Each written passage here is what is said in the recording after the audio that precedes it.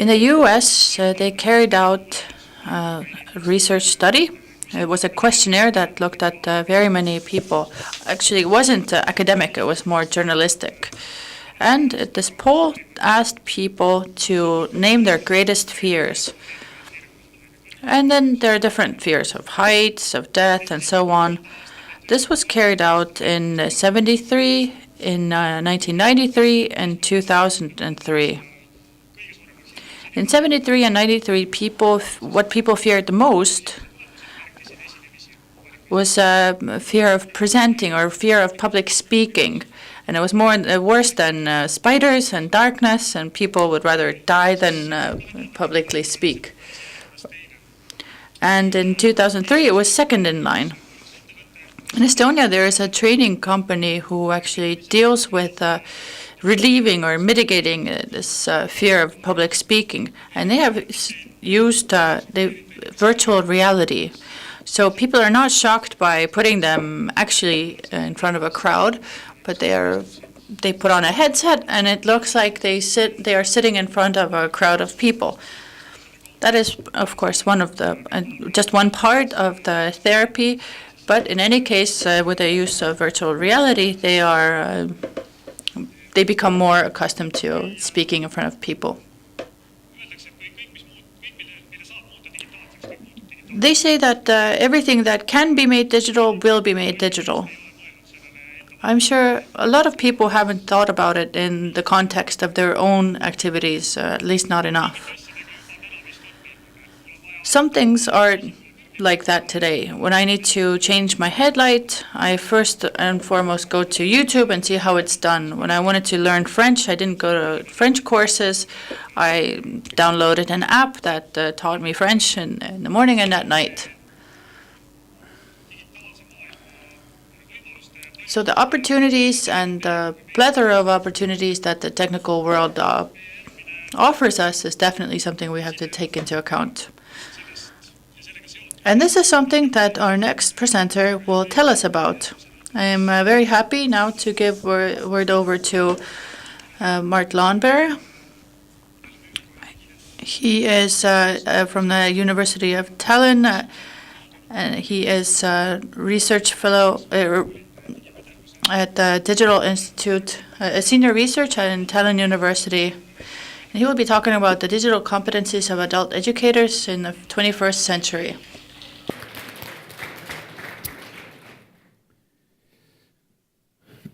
Nagu te aru saite. Maybe like you understood, then after the conference is over, you will need to go and acquire global competences and test these. And right after that, you will have to go and test your digital competence. Then it's cultural competences. Then there's entrepreneurial competences.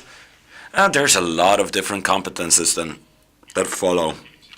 And a lot of people are working hard on creating standards so that every single one of these competences becomes well structured and easily measurable. So since you're all professional educators, you should also maybe take part in some courses yourself. But jokes aside, there's no way around digital competences nowadays. And I fully agree with the moderator. And if I'd like to paraphrase the saying that if you don't deal with politics, politics will deal with you. And the same holds true for digital competences. Digital world is going to start dealing with you if you don't pay attention at the right time. There's, for example, in a university here, then the lecturer noticed that. Well, it's a good example. If you sit and go into a lecture hall at the university, then you see, looking at the screens of the students, it's mostly blue, like Facebook. So, but then it was forbidden, and it was proven later on that the students were actually communicating with each other via Facebook and teaching each other because the lecturer was a little vague on certain things.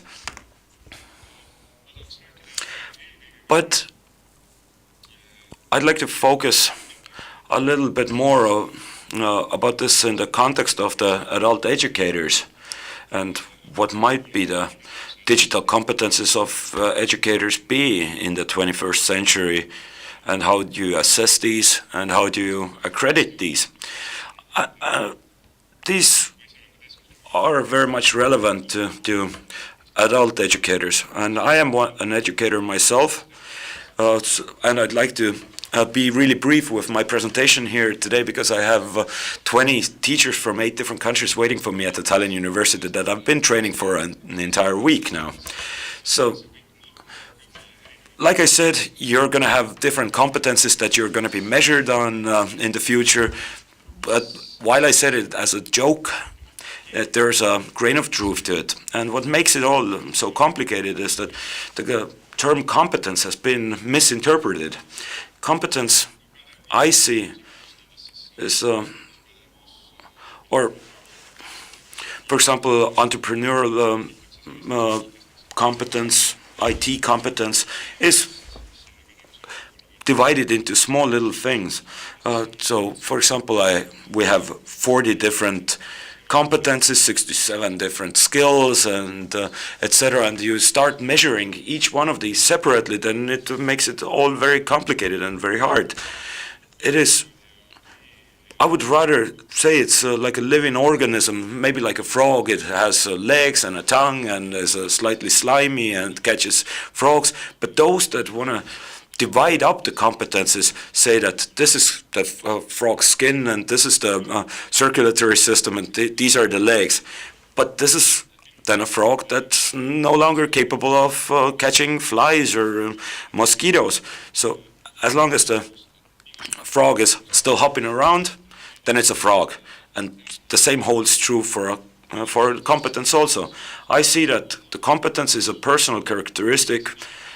It includes skills, knowledge, attitudes, and you can't really divide these up.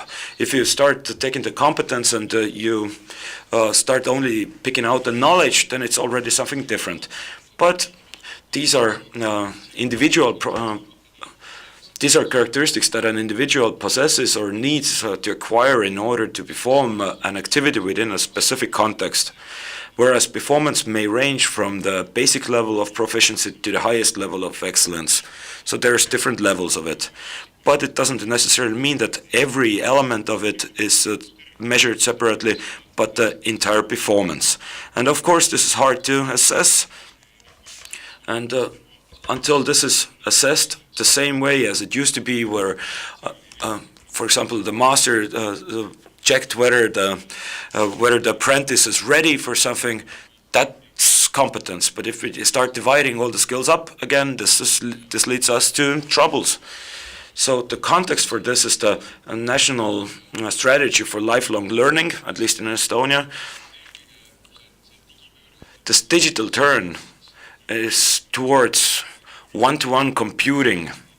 It's a radical change, but it goes towards it's kind of similar to the last change that we had, where the computers didn't take as much space as this hall has, but it was something that you could put on your table and you didn't have to be an engineer to use it anymore.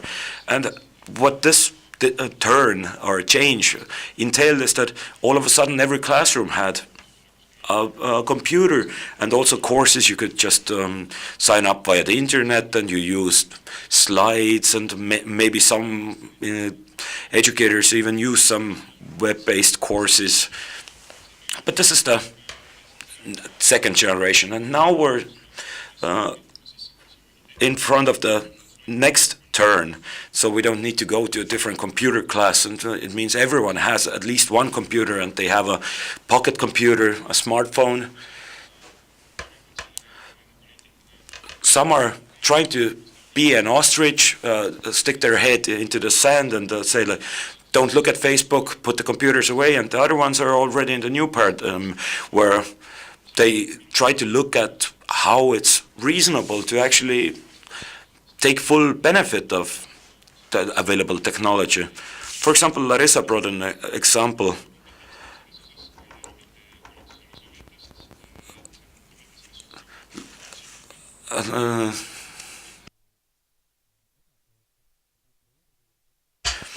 you need to break through the idea of those that are taking part in the trainings or education process, that the computers aren't just for entertainment. They actually increase the skill of, or the ability to learn by manyfold. You can share your information, it helps you remember things, you can put it to practice in different environments online. There's a lot of examples also by, for example, startup IT companies, and this is where people actually learn in this manner. But adult educators usually aren't part of this process as such. So this means maybe the adult educators should put on the learner's hat themselves and go and try and take part of it. So the digital turn is towards one-to-one computing, bring your own device. It's a new kind of pedagogy where it's not where you show up at a training course and that there's 20 iPads that you hand out and there's the apps pre-installed. Rather, it's that people come to the courses, bring one digital piece of equipment that has Wi-Fi capabilities and a browser, and you can all just use it. And it also changes the way you teach and learn. The educator's digital competence is a key issue here. But the problem is that this new digital competence is very hard to measure and assess. The teacher's professional qualification standard refers to digital competence models based on the ISTE standards, ISTE being an American organization. It's a very progressive model. I will talk about it a little in a little bit more detail, but also already while establishing the standards, there were a lot of discussions about it, how to actually understand the term digital competences. And from my end, I've come to the realization that there's three competing approaches to digital competence. One group thinks that when we speak about digital competences as a generic term, the key is, or there's a key competence or literacy, which is of very much of importance. It's something not tangible, much like literacy itself. And this has already been discussed in documents by the European Parliament in 2006. But it's just put into a couple of phrases what the digital competence actually means, and it's sort of more closely connected to just general skill of learning. The second approach is sees that digital competences are a minimal set of universal technical skills needed at the typical office job. These are very practical skills. This is something that is mostly needed at every single office job. It's browsers, it's emails, it's Word, Excel. So it takes all different contexts, try to map the common ground for all these different contexts. They throw out the context as such. So for example, if you have a training course where you have a cook and a taxi driver and different people from different fields of life, then of course you can't bind it to any context. For example, the ECDL is connected to this approach. And now there's also the DigComp, the digital citizens competences. And the third approach says that the digital competence is a subset of professional skills that are highly dependent on the specific professional context. The context itself is key here, and if the context is removed, in this case, according to this approach, it's just a set of knowledge or skills. So if we take this as a basis, then of course here are also some examples. There's the IST nets for teachers, which has been used in Estonia. It's specifically designed for teachers. It's a set of digital competences. Then there's in the European Union or in Europe is also the DICOMP Edu, and there's the MENTEP model. Then there have been many studies that have been conducted where they try to map, because there's people that talk about media literacy, information literacy, ICT literacy. Are they actually talking about digital literacy in this case? It seems as if yes, but they aren't 100% the same. So there have been quite a few articles published on this, and this model actually was the basis for DICOMP 2.0, where the three different general directorates of the European Union tried to map out the digital competences that would exchange this old model where the Word, Excel, PowerPoint were the only digital competency keys.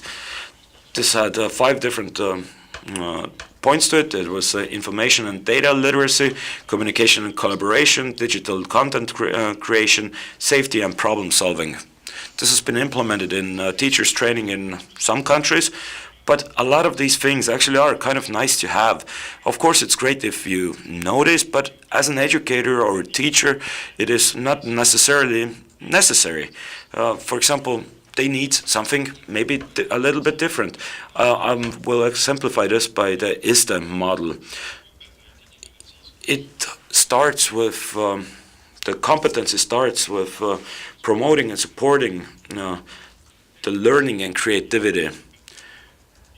For the first block of the ideas here, of the facilitation and inspiration of students' learning and creativity, doesn't even talk about technology at all. Designing and the second point, designing and developing digital age learning experiences and assessments. This is already where the digital part comes into play, and the teachers are much like conductors.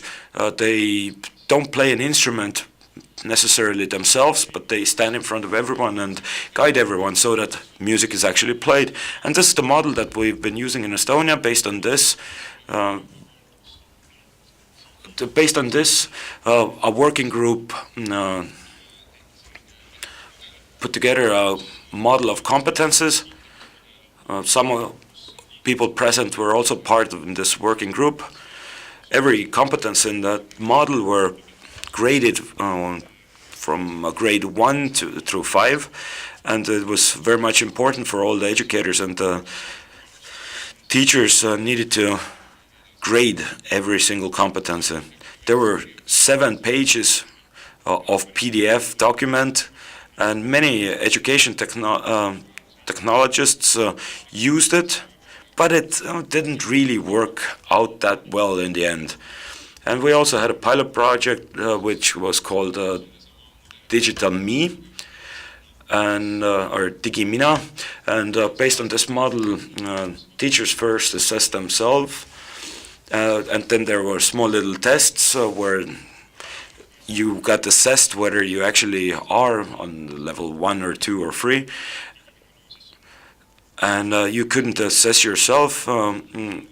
Digimina actually elected an assessor for you that definitely already had, let's say, the 3rd level of digital competences, and this helped you put together your profile of competences.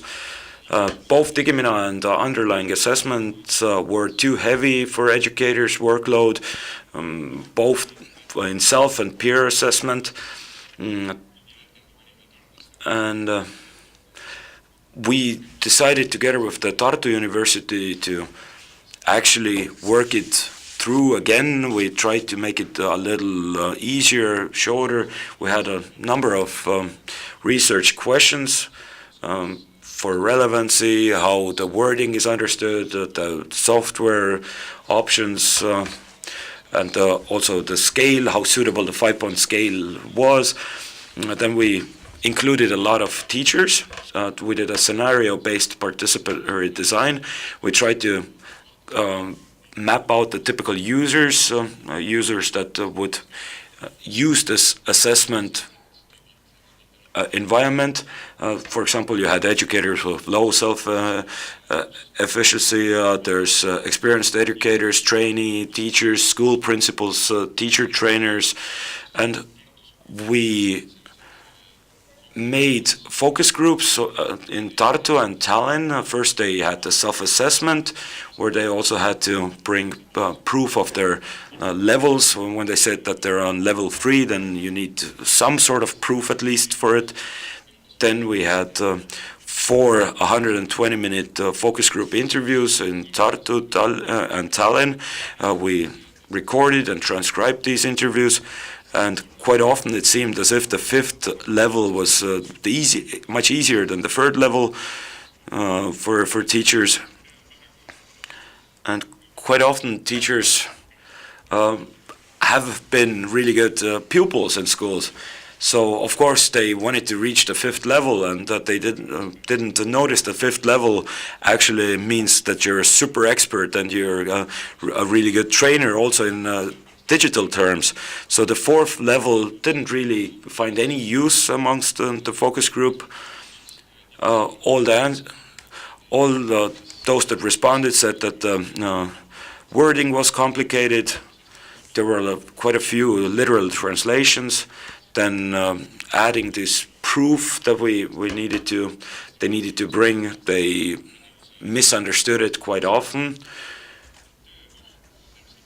And also they said that the workload was too high, the motivation was relatively low, and there were hardly any incentives for them to do it. And especially if you take into account that quite often people would have to do this every year. We first digested the answers we found, and then we got an answer came up with the idea that if the respondents, if we speak to them directly, then we get actual answers that differ from what's actually true and real. So we try to put together what we heard and what we saw. We changed the scale, we threw out some unfamiliar concepts, we made the definitions simpler. We found that the scenario-based approach actually was very much helpful, and instead of to do a query with 100 teachers, we should have just used this scenario-based approach, and all of it wasn't enough to input for the requirements for a software tool. So now we have a simplified model, which is 3 or 4 times shorter. It's a 3-point scale, and even if the for example, if it's actually a 4-point scale, that if they have no skills at all, they're at the level 0, and we actually use this for a new, we used it as the basis for development of an online tool, but then the wind went out of our sails. There was no one that actually wanted to finance us. The motivation was somewhat lost. And also the Ministry of Education at the same time found a lot of new models like the Mentep, and said the ISTE isn't worth anything anymore. And at the same time, the ISTE also came out with a new model of digital competences that is common for teachers as well as adult educators. And actually we should now start all over. We are actually interested in it when we're thinking of doing it. If their interest is also there from your side, if there's a model, similar model for teachers, adult educators, lecturers at the universities, then if you are interested and if we get your support, then of course we will finally do it at some point, and we will also gladly invite you to be part of it and help us design it.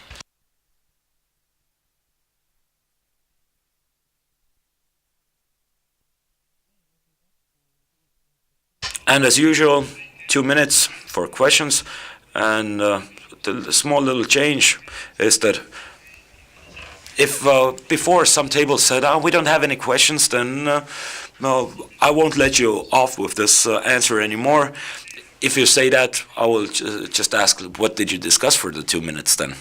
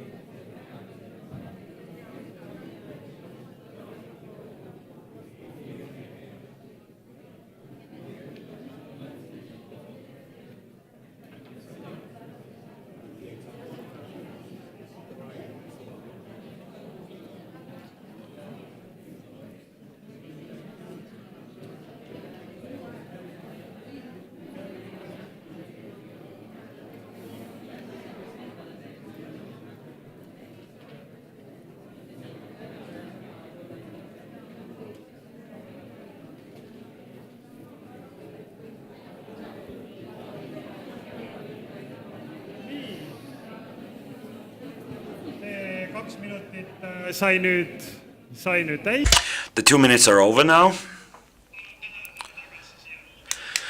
Let's turn our attention back here, and I'm gonna just come to this table. I heard that your discussion started with, I have the question that, so now's your chance to ask your question.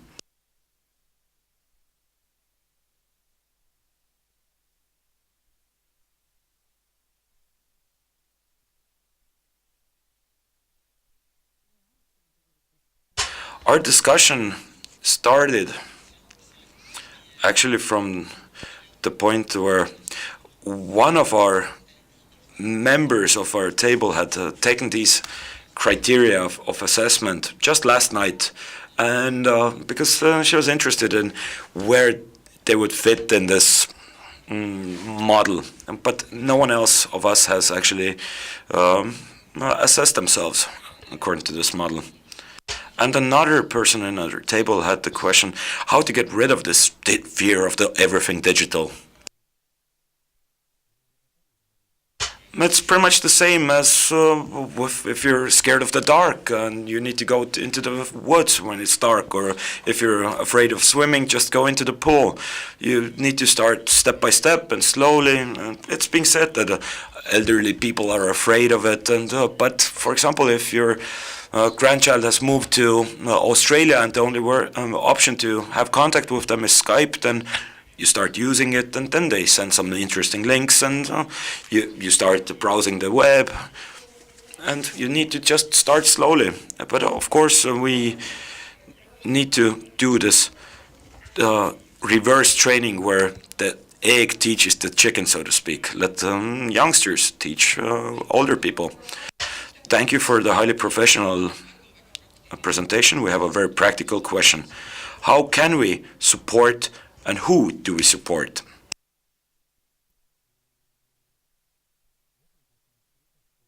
For example, great help would be, for example, an Andra's letter to ITSE as well as the Ministry of Education, that the digital competences are being redefined for adult educators.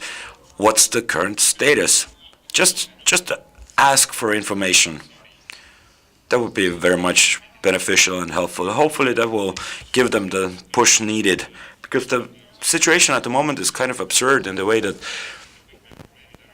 in the ministry they think Mentep will fix all of our problems, and I'm not that sure that it doesn't, because it's just another one of those European projects where if the finances run out, a month later the website doesn't open anymore.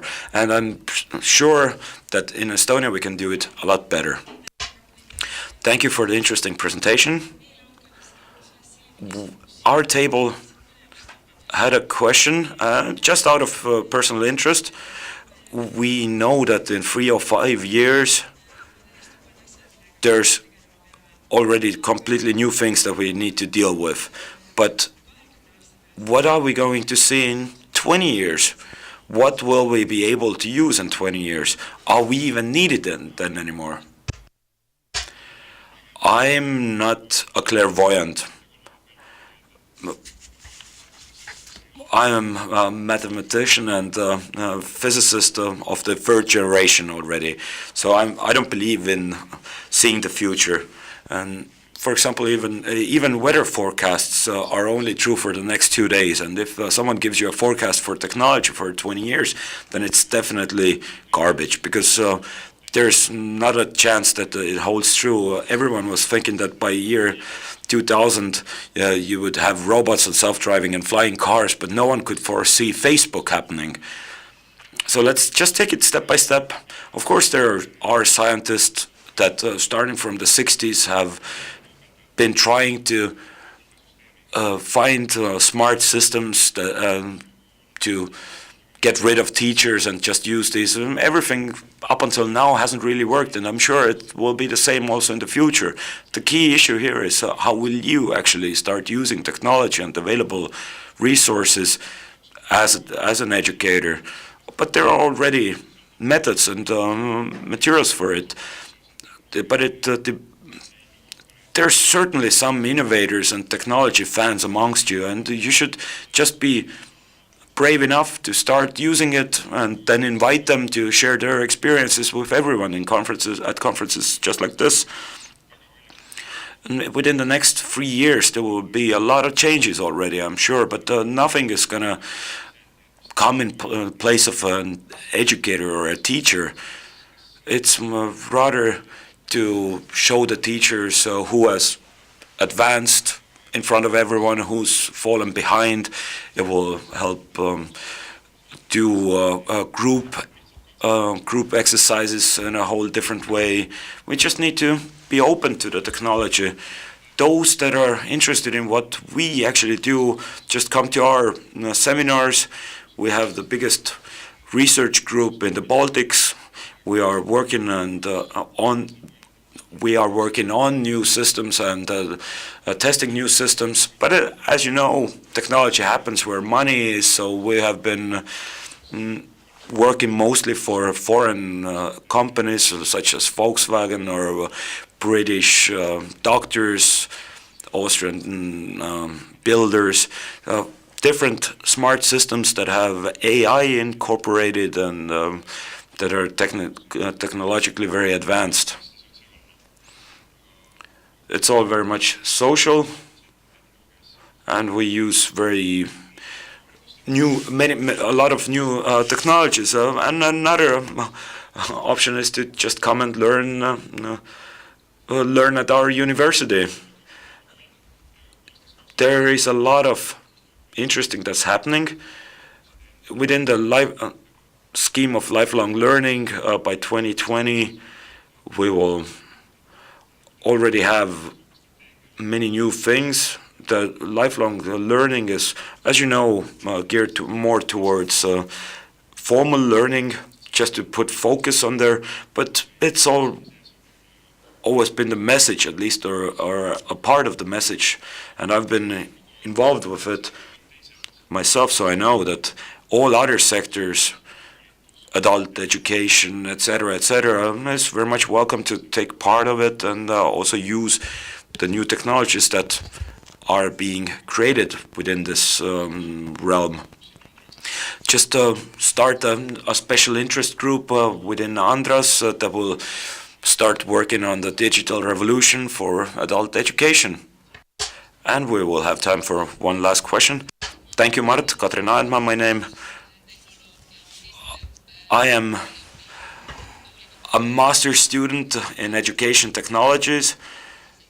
I have tried different interactive education materials and methods for the last 20 years, and I've also taught it. I've noticed that digital competences actually help my work immensely. Mart is a very good professor and a lecturer. He has very much interesting knowledge to pass on. One interesting change that has been taken, or an interesting idea that's been central, is that share knowledge. I see my neighbor here at the table just writing and writing and writing and writing, and I'm asking him, what are you writing? Because we've actually published also a book together. Are you ready? I'd like to share a little bit of what my neighbor is writing.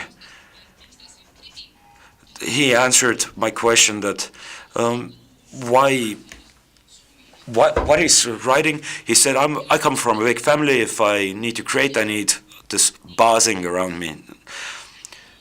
It's a poem in Estonian. Digital love, digital obligation, digital me, digital communication, digital shock, digital tiredness, digital turn, digital death. Just a lot of digital things.